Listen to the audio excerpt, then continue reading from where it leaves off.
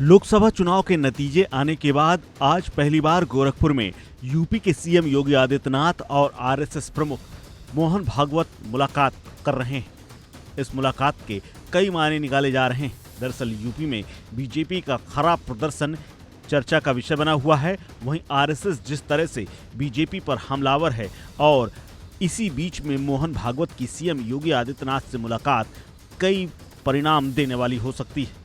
दरअसल यूपी के खराब चुनाव परिणामों के चलते इस बैठक को बेहद अहम माना जा रहा है।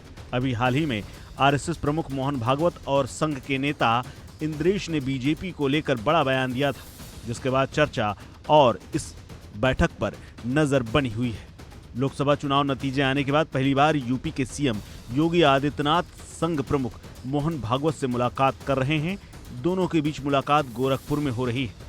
यूपी में बीजेपी के खराब प्रदर्शन के बाद इस मुलाकात को अहम माना जा रहा है, क्योंकि दोनों के बीच लोकसभा और राज्य में संघ के विस्तार को लेकर और तमाम अन्य मुद्दों पर भी चर्चा होना स्वाभाविक सी बात है। दरअसल आरएसएस प्रमुख इन दिनों यूपी में हैं और काशी, गोरखपुर, कानपुर, अवध क्षेत्र में संघ की जिम्मेदारी संभाल रहे संघ के करीबी 280 स्वयंसेवी कार्यकर्ताओं से संघ के विस्तार, राजनीतिक परिदृश्य और सामाजिक सरोकारों पर चर्चा हो रही है। जानकारी के मुताबिक संघ प्रमुख ने शाखाओं की संख्या बढ़ाने और संगठन के विस्तार पर जोर दिया है और संघ द्वारा चलाए जा रहे विभिन्न कार्यक्रमों और प्रकल्पों के विस्तार पर भी सुझाव दिए हैं। बता दें कि लोकसभा चुनाव में बीजेपी को उम्मीद के मुताबिक परिणाम नहीं मिला और इसीलिए आरएसएस की तरफ से लगातार बयान सामने आ रहे हैं।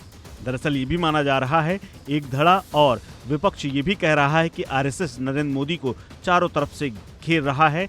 नागपुर से आरएसएस प्रमुख का बयान, आरएसएस के मुखपत्र ऑर्गेनाइजर में तीखी आलोचना, राजस्थान में इंद्रेश कुमार का बयान और मोहन भागवत और योगी आदित्यनाथ की मुलाकात काफी कुछ कह रही है। यूपी ही नहीं, राजस्थान, महाराष्ट्र और कई अन्य राज्यों में भी बीजेपी का प्रदर्शन निराशाजनक रहा है। आरएसएस से उसकी दूरी इसकी सबसे बड़ी वजह मानी जा रही है। इसीलिए यूपी जैसे बड़े राज्य में बीजेपी को महज 33 सीटें मिले। यूपी में जहां राम मंदिर बना, वो सीट अयोध्या की भी हार गए हैं।